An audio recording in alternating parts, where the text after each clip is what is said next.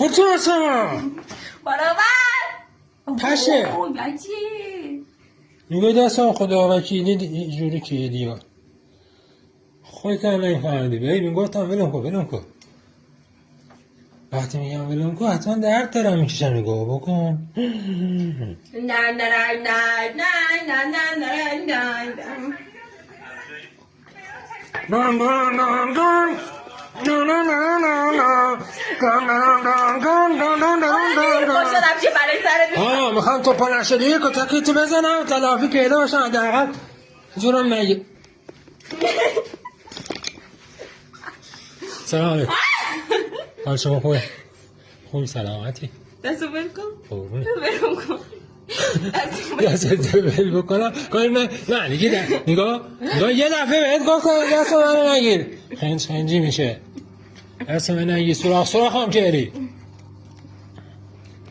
بس دستت ببرم پشتت برم نری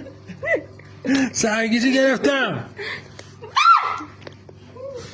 یه موست بیشتر خرجت نمی کنم ها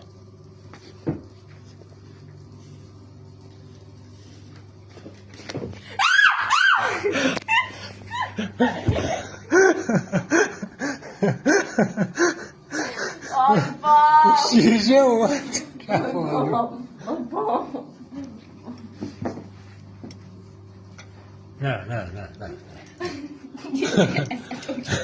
نه دیگه ازت نمی کنم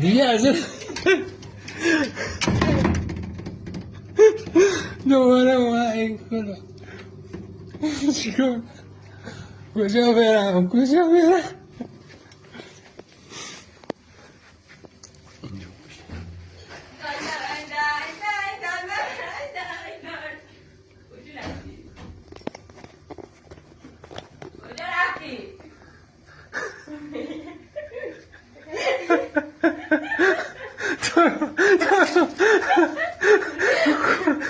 نه دیگه یه لیوانی بسته